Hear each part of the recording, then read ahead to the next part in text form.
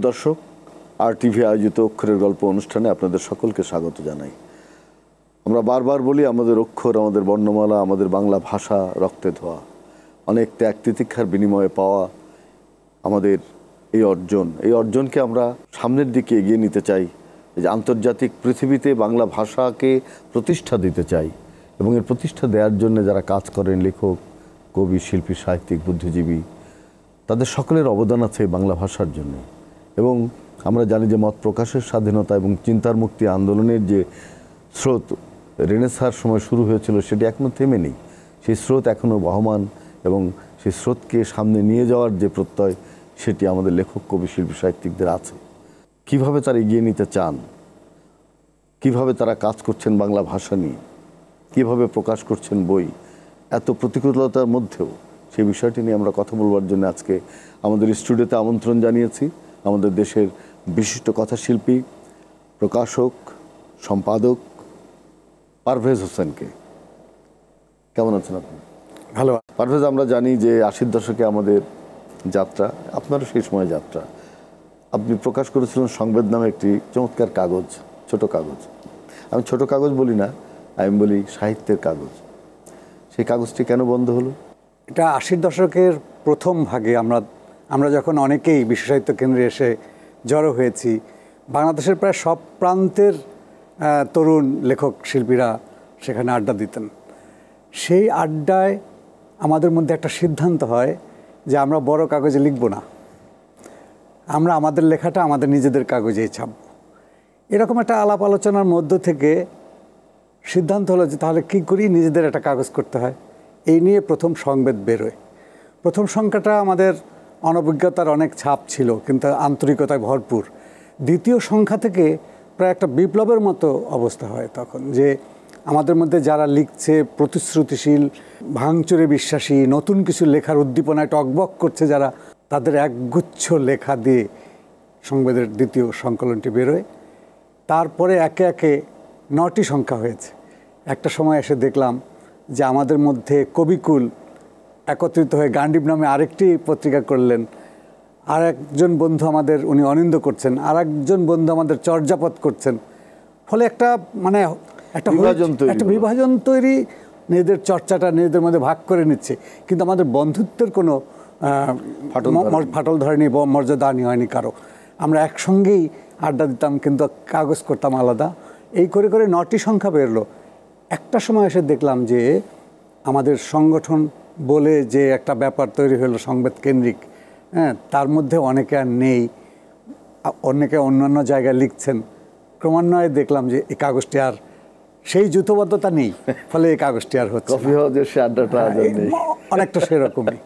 আমাদের দেশের সাহিত্য চর্চার যে বর্তমান অবস্থা, আমাদের তরুণরা তাদের লেখালেখির জায়গাটা কি সংকুচিত হয়ে যায়নি? তারা কি লেখার, তাদের মত প্রকাশের জায়গাটা ঠিকমতো পায় না? আমি মনে করি কি যে আমাদের সময়ে 80-র দশকে, তখন আমরা একটা অবরুদ্ধ অবস্থার মধ্যে ছিলাম, সামরিক শাসন, এবং সত্যি অর্থে কি আমরা কোনো রাজনৈতিক ডামাডোলের মধ্যেও যাচ্ছি না। আমাদের লেখক সমাজের মধ্যে খুবই কম, কেউ কেউ ছিল, হ্যাঁ। তা আমরা ওই বিশ্ব সাহিত্য কেন্দ্রে একত্রিত হতাম। আমার ধারণা আপনিও তার মধ্যে ছিলেন, হ্যাঁ, অন্যতম একজন। তো আমরা সেই যে সবাই মিলে যে শিল্প করব, সাহিত্য করব, এরকম একটা ভাবনার মধ্যে থেকে কিন্তু আমরা বড় হয়েছি। আস্তে আস্তে আমাদের জগৎ বেড়েছে, আমাদের চিন্তার পরিধি বিস্তৃত হয়েছে, এবং আমরা আমাদের কাজে, নানান কাজে আমরা চলে গেছি। কিন্তু সবাই কি আর লেখালেখির মধ্যে থেকেছে? তখন যারা ছিল কেউ কেউ থেকেছে। আমাদের যে বড় কাগজগুলো, যেখানে সাহিত্যের পাতা প্রতি শুক্রবারে কিংবা রোববারে কিংবা শনিবারে বেরোচ্ছে, এই সাহিত্যের পাতায় যে লেখাগুলো ছাপা হয়, এই লেখাগুলো ছাপা হলে প্রচার হয়, কিন্তু তাতে কি একজন লেখকের সমৃদ্ধি ঘটে কিংবা তার মননের বিকাশ হয়? আমি তো মনে করি যে এই দৈনিক পত্রিকার এই সাহিত্যের একটি পাতা থাকারই কি দরকার। এ দিয়ে সাহিত্যের আসলে বড় কোনো উপকার হয় না। আপনি দেখুন যে আহসান হাবিবের মতো সম্পাদক কিংবা হাসনাত ভাইয়ের মতো সম্পাদক কিংবা রফিক আজাদের মতো, আল মুজাহিদের মতো সম্পাদকেরাও একজন তরুণ কবির লেখা সম্পাদনা করে দিতেন কিংবা তাকে প্রেরণা দিতেন। এখন কি সেই রকম কোনো সম্পাদক আছে? একজন, আমার মনে হয় দায়িত্বটাকে নিজের মতো করে নেয়ার অভাব আছে। যদি ফিল করা যে আমি সম্পাদক, ফলে আমার অনেক দায় আছে এখানে, সেই আন্তরিকতা এবং একটা জবাবদিহিতারও ব্যাপার, যে আমি যে কোনো একটা লেখা ছেপে দেবো, তার জন্য আমাকে সমাজের কাছে জবাব দিতে হবে। এই যে ব্যাপারটা, এখানে একটা ঘাটতি আছে আই থিঙ্ক। আপনি বাংলা একাডেমি পুরস্কার পেয়েছেন, নিশ্চয়ই আপনার লেখার সেই মান আছে আমি বিশ্বাস করি, এবং আমি নিজেও আপনার লেখা পড়েছি। এখন যে পুরস্কারগুলো বিভিন্ন রাজনৈতিক বিবেচনায় যে পুরস্কারগুলো মাঝে মাঝে দেওয়া হয়, তাতে বাংলা একাডেমি সহ আরও অন্য প্রতিষ্ঠান আছে যে সেই বিবেচনা কিভাবে তার থেকে আমরা উত্তরিত হতে পারবো, মানে সেটি সত্যি সত্যি আমাদের জন্য খুব লজ্জাজনক যে লেখক নয়ন্ত পুরস্কার নিয়ে যাচ্ছে। না, এটার ব্যাপারটা হলো কি, যারা পুরস্কার দেয়, যারা পুরস্কার পায়, পুরস্কার পাওয়ার জন্য লেখককে ছুটতে হবে কেন? হ্যাঁ, এইটা যতদিনে হয়েছে, মানে একজন লেখক যখন বুঝতে পারে যে ছোটাছুটি করে আমি পুরস্কৃত হতে পারি, হ্যাঁ, তখন যারা পুরস্কার দেয় তাদের মধ্যেও এটা একটা পারস্পরিক একটা কর্ম বিনিময় এখানে আছে, ভালো লাগা মন্দ লাগাকে কেন্দ্র করে। কিন্তু পুরস্কার কখনোই একেবারেই নিরপেক্ষ হলো এটা হয় না। যদিও এই যে আমি নিজেই নিজের নাম প্রস্তাব করছি, এই যে 21 পদকের জন্য এরকম আমার রাষ্ট্র কেন দেয়া হচ্ছে, আমার রাষ্ট্র কেন রেখেছে এটা এরকম যে আমি প্রস্তাব করব আমার নাম সর্বোচ্চ 2টা পুরস্কার, স্বাধীনতা পদক এবং 21 পদক, সেভাবে দেওয়া হয়? এটা আমি মনে করি, আমি তো মনে করি যে সংস্কৃতি বিষয়ক মন্ত্রণালয়ের উচিত যে একটা কমিটি করে দেওয়া, যে কমিটি নির্ধারণ করবে এবার কারা পেতে পারে, তারা খোঁজ খবর রাখবে, এবং সারা বছর ধরে তাদের কাজ হলো খোঁজ নেওয়া যে কোন লেখকটা 21 পদক। এই উদ্ভট ব্যবস্থাপনা কেন আছে রেজাউদ্দিন এসলাইন? আপনি কবিতা লেখেন, আপনি এদেশের একজন খুবই আমলাতান্ত্রিক, এবং আপনি দেখেছেন যে বিগত সরকারের সময় যে স্বাধীনতা এবং 21 পদক নিয়ে অনেক অযোগ্য লোককে দেওয়ার ফলে তার প্রত্যাহার করতে হয়েছিল। এমনকি আমি মনে করি বাংলা একাডেমি পুরস্কার এই ঢালাওভাবে 15 জনকে, কোনো দরকার নেই 12 জনকে, এবং এটা কমে বাড়ে, এটা কি কেন? না, মুক্তিযুদ্ধ মন্ত্রণালয় মুক্তিযুদ্ধের পুরস্কার দেবে, শিশু একাডেমি শিশুদের পুরস্কারটা দেবে, তাই না? বাংলা একাডেমি দেবে মৌলিক কাজের জন্য। শিশু একাডেমির পুরস্কার তো শিশু একাডেমিতে আছে, তাহলে আবার এখানে নতুন করে আরেকটা এখানে চাপিয়ে দেওয়ার দরকার। এই ধরনের ঘটনাগুলি ঘটেছে অতীতে। এবং শিল্পকলা একাডেমি যে পুরস্কার দেয়, সেখানে তো নাটকের শিল্পকলা একাডেমি দেবে। হ্যাঁ, এখানে নাটকও দরকার নেই, বাংলা একাডেমি নাটকে পুরস্কার দেওয়ার প্রয়োজন আমি মনে করি না। এটা কমিয়ে আনা উচিত। প্রথম দিকে তো 3টা না 4টা পুরস্কার ছিল, তো সেই জায়গায় ফেরত আসুক সবকিছু, সেই জায়গায় আসা দরকার। এবং এই যে পুরস্কারের মাত্র 3 লাখ 4 লাখ টাকা দেওয়া হয়, আজকে যে বাজার বিবেচনা, এই অর্থ কি? একটা রাষ্ট্রীয় পুরস্কার 3 লাখ টাকা হতে পারে, আবার যদি একসঙ্গে 2 জন পায় তো সে টাকাও আবার ভাগ হয়ে যাচ্ছে। এইটা কেন করে? একটা দেশের এমন সব প্রকল্প আছে যে অপ্রয়োজনীয় সব প্রকল্প নেওয়া হয়, যেগুলো মুখ থুবড়ে পড়ে মাঝখানে গিয়ে হাজার হাজার কোটি টাকার এরকম প্রকল্পের উদাহরণ আছে, সেখানে টাকা খরচ করতে কোনো বাধা নেই, শুধু লেখকের পুরস্কার দেওয়ার সময় বাধা কেন? রাষ্ট্র সংস্কৃতি সেবায় একটা বাজেট রেখেছে, কিন্তু আমি মনে করি না তা খুব পর্যাপ্ত, এবং সেই বাজেট যেভাবে খরচ হয় তার কোনো হদিসই পাওয়া যাচ্ছে না। হ্যাঁ, প্রকৃত শিল্পী, প্রকৃত লেখক, তাদেরকে 1.5-2 লাখ টাকা পুরস্কার দিয়ে রাষ্ট্র তার দায়িত্ব সারছে। আমি এইরকম একটা হাস্যকর পরিস্থিতির মধ্যে। আপনি কি মনে করেন না যে আমাদের এই পুরস্কারগুলো, রাষ্ট্রীয় পুরস্কারগুলো খুবই আমলাতান্ত্রিক জটিলতায় আবদ্ধ? একটা সময় হয়তো ছিল না, ক্রমান্বয়ে আমলাতান্ত্রিক পরিস্থিতির মধ্যে মুখ থুবড়ে পড়েছে আমাদের পুরস্কার। আজকে যে বাংলা একাডেমি নিয়ে এত কথা হচ্ছে, আপনি একজন লেখক, আপনার নিজের প্রকাশনী আছে, সেখানে দাবি উঠেছে যে যারা এরকম সরকারের, বিগত সরকারের, ফ্যাসিস্ট সরকারের সময় যারা দালালি করেছে, কিংবা যারা তাদের বই বেশি বের করেছে, যারা সরকারের অনেক বেশি আনুকূল্য নেওয়ার চেষ্টা করেছে, অনেক অর্থবিত্তের মালিক হয়েছে, তাদের প্যাভিলিয়ন না দেওয়ার একটা সিদ্ধান্ত, এই সিদ্ধান্তের সঙ্গে আপনি কতটা একমত? আমি মনে করি যে আমাদের যে বইমেলাটার যে চেহারা এখন, সেখানে প্যাভিলিয়ন থাকবে, স্টল থাকবে, অপূর্ব আলোকিত অবস্থা হবে, কিন্তু বাংলাদেশের আমাদের যে এই বইমেলা, 21 বইমেলাটা কিন্তু শুধু বই বেচা কেনার মেলা নয়, এটার সঙ্গে আমাদের সাংস্কৃতিক ঐতিহ্যের একটা বিরাট স্রোত এর সঙ্গে যুক্ত হয়েছে, এবং আমরা ধীরে ধীরে এটাকে আরও সামনের দিকে এগিয়ে নিয়ে যাব। পড়ে না, কিন্তু বইমেলায় যায়, হ্যাঁ, বই দেখে, এবং এখানে লেখক, শিল্পী, পাঠক সবার যে একটা মিলন মেলা বলি, হ্যাঁ, এবং এই বইমেলা কিন্তু আমাদের মনন এবং সৃজনশীলতার একটা আইকন, বড় জায়গা তৈরি করে দেয়। এখানে কিন্তু এসে আমি সবকিছুই পাচ্ছি একই সঙ্গে। এই যে পাওয়াটা বছরে একবার এবং 1 মাস ধরে মেলা হয়, এটা পৃথিবীর কোথাও আছে? এবং সারা পৃথিবীর বাঙালি যেখানে আছে সেখানে এটা দেখতে পাচ্ছে। এটা কিন্তু অসম্ভব একটা বড় ব্যাপার, কিন্তু এটাকে কেন্দ্র করে আর যা কিছু হওয়া দরকার তা কি আমরা করতে পেরেছি এতদিনে? এখানে আসি, স্টল দেই, খাওয়া দাওয়া করি, ঘুরি ফিরি, বাড়ি চলে যাই। মেলায় গিয়ে অনেক লেখকরা লাঞ্ছিত হয়েছে, নির্যাতিত হয়েছে, আপনি সেগুলো একটা বিচ্ছিন্ন ঘটনা। সেই ঘটনাগুলো যেন পুনরাবৃত্তি না হয়। আমি বলবো এবারের বইমেলা নিয়ে একটু মানুষের মধ্যে উত্তেজনা আছে যে কি হয় কি হয় না। সবার প্রতি আমার অনুরোধ থাকবে আপনার মাধ্যমে যে আমরা যেন আমাদের শান্তি শৃঙ্খলাটা অন্তত বইমেলায় রক্ষা করি। আপনি যে বইগুলো প্রকাশ করেন, পাঠক কিনছে কেমন? সংবেদ মূলত মননশীল বইয়ের দিকে একটু বেশি নজর দেয় এবং অনুবাদের বই, নানা রকম জ্ঞান চর্চার বিভিন্ন যে পথ আছে সেই পথগুলোকে এক জায়গায় জড়ো করার চেষ্টা আমার এই প্রতিষ্ঠানের আছে। ফলে স্বাভাবিকভাবেই এর যে অনেক বেচা বিক্রি হবে তা না, কিন্তু আমি অখুশি নই। আপনার একটা গল্প আছে ২০ কাটা, এরকম বেশ কিছু ভালো গল্প আপনি লিখেছেন। আপনার কি কখনো মনে হয়েছে যে এই গল্পগুলো চিত্ররূপ দেয়া, চলচ্চিত্র করা উচিত ছিল, তাহলে আর বেশি মানুষের কাছে যেতে পারতো? অনেকে আমাকে বলেছে যে আপনার লেখার মধ্যে, বিশেষ করে আপনার গল্পের মধ্যে সিনেমাটিক অনেক বেশি চিত্ররূপময়, কারণ আমার বর্ণনার মধ্যে নাকি ডিটেল পাওয়া যায়, কিন্তু কেউ তো সেভাবে এগিয়ে এলো না। কিন্তু আমাদের চলচ্চিত্র যে মুখ থুবড়ে পড়েছে শুধু ভালো গল্পের অভাবে, সেটা কি আমাদের পরিচালকেরা কিংবা যারা ইনভেস্ট করছে তারা কি বোঝে না? আমি জানি না তাদের অনুসন্ধানটা কেমন। প্রচুর গল্প আছে, গল্পের অভাব কেন হবে? বাংলা ভাষায়, বিশেষ করে বাংলাদেশের সাহিত্যে কি অভাব পড়েছে নাকি গল্পের? ইউরোপের বিভিন্ন দেশে যখন ভালো একটা ছবি হয় সেখানে একটা ভালো উপন্যাস অবলম্বনে হয়, দুর্দান্ত ছবি। এটা তো অনেক পুরনো একটা ট্রেন্ড যে উপন্যাসের চিত্ররূপ হয়েছে, একটা অসাধারণ সেটা গল্প একদম হুবহু তাই হতে হবে না, নানা রকম ভাবেই তা করা যেতে পারে। কিন্তু কেন যে আমাদের পরিচালকরা এগিয়ে আসছেন, বা একদম হয়নি তাও না, এটার যে অনুসন্ধান দরকার সেই মনটা হয়তো অনেকের নাই। আপনি দেখেন সূর্য দীঘল বাড়ি, আবু ইসাকের, সেটা আমি তো এই ছবি দেখে মুগ্ধ হয়ে গিয়েছিলাম, আমরা মুগ্ধ হয়েছি। অসাধারণ। তারপরে তিতাস একটি নদীর নাম, হ্যাঁ, এগুলো তো হয়েছে।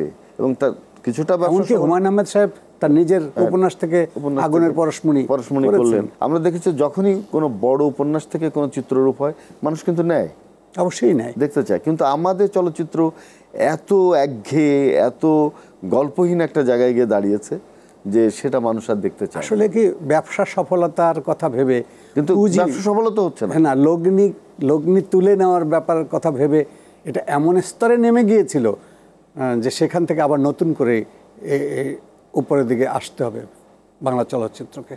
আমাদের দেশের লেখকদের মধ্যে খুব মুষ্টিমেয় লেখক আছে যারা কিছুটা সেলিব্রিটি হয়, কিন্তু আবার এমন সব আলোচনার মধ্যে, রাজনৈতিক আলোচনা ঢুকে তাদের অবস্থান ধ্বংস হয়ে যায়। তা আমাদের দেশের লেখকরা দাঁড়াতে পারে না, অর্থনৈতিকভাবেও তারা দাঁড়াতে পারে না। এই অবস্থাটা কেন হয়? কবিদের তো আরও খারাপ অবস্থা। লেখকদের পৃষ্ঠপোষক কে? আসলে পাঠক। হ্যাঁ, পাঠক যত আছে লেখক তত থাকবেন। পাঠক প্রিয়তা মানেই সে বড় লেখক এরকম না, আমি বড় ছোটর হিসাবে যেতে চাই না। লেখক মানেই হচ্ছে পাঠক প্রিয়তা। বাংলাদেশে পাঠকের সংখ্যা সেই পরিমাণে বাড়েনি, যে কারণেই আমি মনে করি যে লেখকদের, কারণ প্রত্যেক লেখকেরই কিছু না কিছু পাঠক আছে, কিন্তু এইটা যদি সংখ্যায় অনেক বেড়ে যেত, কিন্তু প্রকাশকরা যাই বিক্রি হয়, প্রকাশকরা কি তারা যথারীতি রয়্যালিটিটা ঠিক মতো দেয় না? সেখানে ফাঁকি আছে। বলছি, একজন লেখক যখন একটি পাণ্ডুলিপি একজন প্রকাশককে দেন, সেই প্রকাশক যখন তার নিজের গাটের পয়সা দিয়ে সেই বইটি বার করেন, তারপরে যদি 300 বই করে, এখন আগে একটা সময় যখন কম্পিউটার ছিল না 1250 বই করতো, এখন 300 বই করলে 3 বছর লাগে বিক্রি করতে। তো ওই প্রকাশক কি করে দেবেন এটা রয়্যালটি? সেটা একটা কথা। যদিও আইন অনুযায়ী আমি যদি একটি বই বিক্রি করি, একটি বইয়ের রয়্যালটি দেওয়া উচিত, এটা হচ্ছে আইনের কথা, কিন্তু বাস্তবতা ভিন্ন। বাস্তবতার উদাহরণস্বরূপ কালির দাম বেড়েছে, কাগজের দাম বেড়েছে, ছাপা খরচ বেড়েছে, বাধাই বেড়েছে। একজন প্রকাশকই তো খুবই খারাপ অবস্থায়। আমার কথা হচ্ছে সেটা বাড়ুক, বাড়লে বইয়ের দামটিও তো অ্যাডজাস্ট করে রাখা হয়, কিন্তু বিক্রিটা নাই। প্রকাশকরা তো সবসময় সততার পরিচয় দেন তা কিন্তু না, সেটা একটা প্রশ্ন। আর দ্বিতীয় কথা হচ্ছে যে আমাদের এখানে বিশ্ব সাহিত্য কেন্দ্র, জাতীয় গ্রন্থ কেন্দ্র, এরা পাঠক সৃষ্টির জন্য প্রায় 3 দশক 4 দশক ধরে আন্দোলন করছে। আপনি যে বলছেন যে বই বিক্রি হয় না, পাঠক নেই, তাহলে কি এদের কোনো কর্মকাণ্ডই সফল হয়নি? সেই উত্তরটা আপনি দেবেন। আমি ফিরে আসছি বিরতি থেকে। প্রিয় দর্শক, আপনারা দেখছেন RTV আয়োজিত অক্ষরের গল্প। আমরা যাব বিরতিতে, আশা করছি আমাদের সঙ্গে থাকবেন।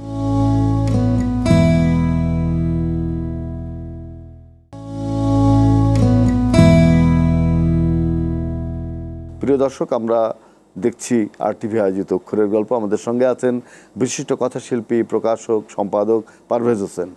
তার কাছে আমার প্রশ্ন ছিল, আপনি যে প্রশ্নটি করলেন এটার উত্তর খুব সংক্ষেপেও দেওয়া যায়, অনেক বড় করে দেওয়া যায়। আমি একেবারে সংক্ষেপে দেওয়ার চেষ্টা করছি। যে পাঠক যে বাংলাদেশে বাড়েনি তা নয়, কারণ 18 থেকে 19 কোটি লোক, না এখন তো 20 কোটি বলা হচ্ছে। এই 19 কোটি বা 20 কোটি লোকের তুলনায় কি পাঠক বেড়েছে? না। একটি বই যদি প্রকাশ হয়, ওই যে একটু আগে বললাম 300 কপি, তাও 3 বছর লাগে, কিন্তু সব বইয়ের ক্ষেত্রে তো তা নয়। কিন্তু কোনো প্রকাশক একটি ভালো বই বের করে 1800 কপি যদি বিক্রি করতে পারত 18 কোটি মানুষের মধ্যে, তাহলে লেখক পাঠক কারোই দুরবস্থার মধ্যে পড়তে হতো না। একটা জিনিস দেখা যায় যে কোনো কোনো লেখক আছেন যাদের অনেক টাকা আছে, তারা নিজেরা 10টা 12টা বই বের করছেন এবং সে বইয়ের মান ভালো না, অসম্পাদিত বই, ভুল বাক্য, ভুল বানান, মানে কিন্তু প্রকাশকরা সেটা লক্ষ্য করছেন না, খালি লেখকের কাছে টাকা নিয়ে বইটা চেপে দিচ্ছেন। এতে হচ্ছে কি, পাঠকটা বিভ্রান্ত হচ্ছে, পাঠক নষ্ট হচ্ছে। পাঠক বইমেলা থেকে বই কিনে দ্বিতীয়বার আর ওই বই কেনার জন্য যাবে না, কোনো বই সে কিনতে চাইবে না। এখন কথা হচ্ছে যে এর জন্য কোনো সম্পাদনা পরিষদ নেই কেন? আমাদের এখানে প্রকাশনা প্রতিষ্ঠান তো দাঁড়ায়নি এই কারণে। এখানে কোনো ভালো সম্পাদনার ব্যবস্থা নেই, ভালো প্রুফ রিডিংয়ের ব্যবস্থা নেই। একটি বইকে নির্বাচন করবে যে একটি পাণ্ডুলিপিকে, তার সুব্যবস্থা নেই।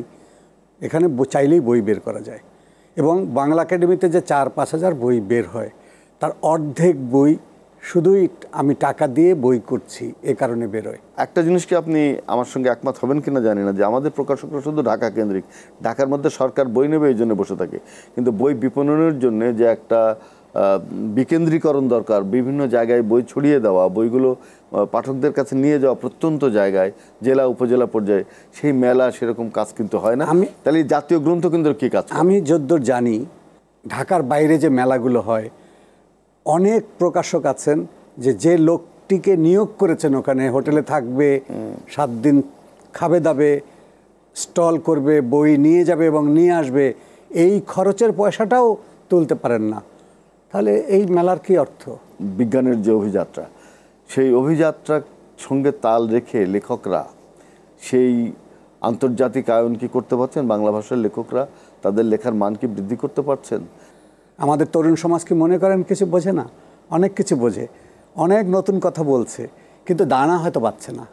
আজ দানা বাঁধছে না, আগামীকাল বাঁধবে। আমাদের লেখকরা শুধু তাকিয়ে থাকে বাইরের কোনো মতাদর্শ লেখার জন্য। যেরকম একসময় আমি দেখেছি 80 দশকে পয়েন্টালিজম নিয়ে খুব মাতামাতি হলো, তারপরে আসলো উত্তর আধুনিকতা, তারপরে আসলো ম্যাজিক রিয়েলিজম, তারও আগে ছিল সুররিয়েলিজম, সব বাইরে থেকে আসা।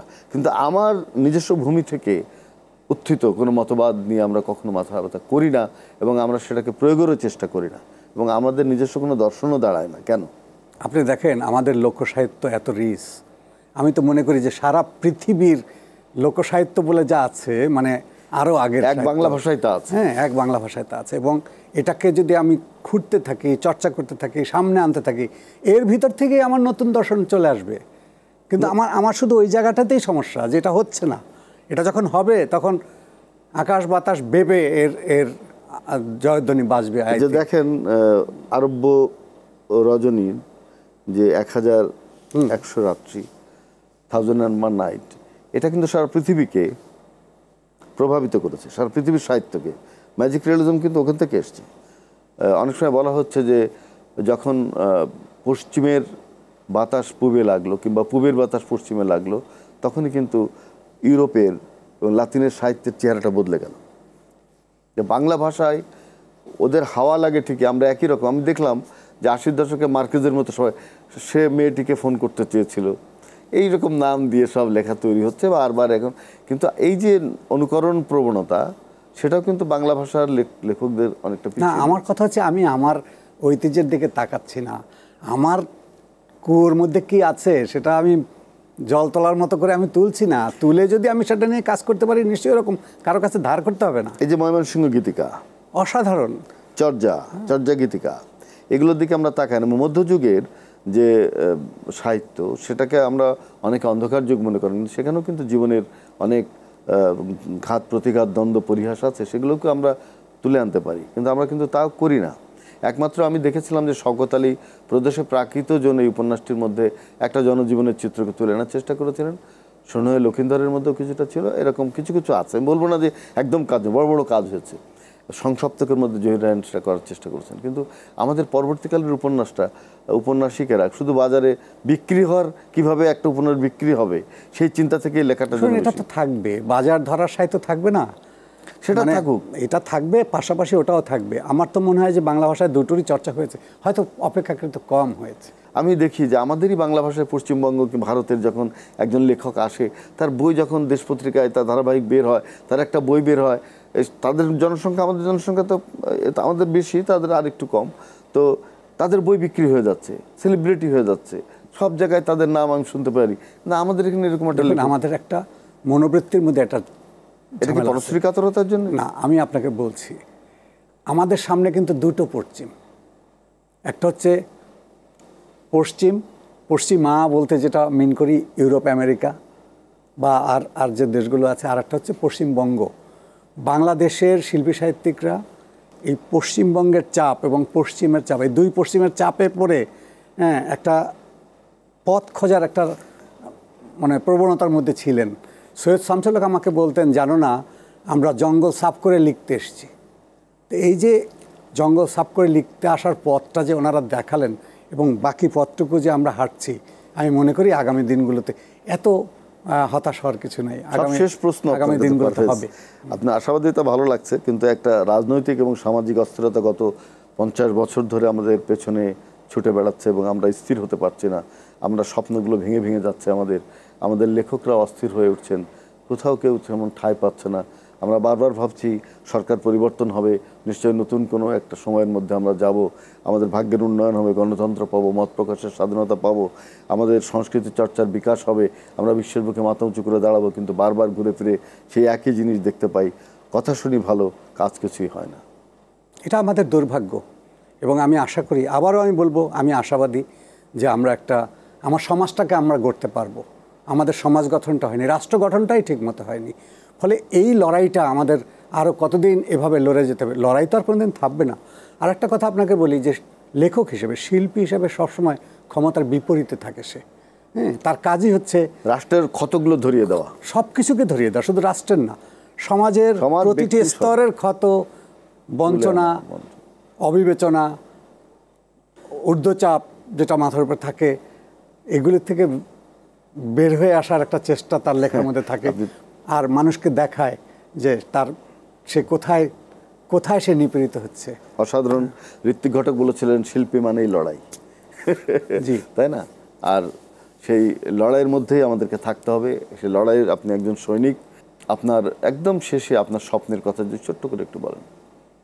আমি এই দেশটাকে এমন একটা দেশ দেখতে চাই যে পৃথিবীর বুকে মাথা তুলে দাঁড়িয়ে আছে। এটা যদি হয়, সেদিন আমার শিল্প, সাহিত্য, সংস্কৃতিও পৃথিবীর বুকে মাথা তুলে দাঁড়াবে।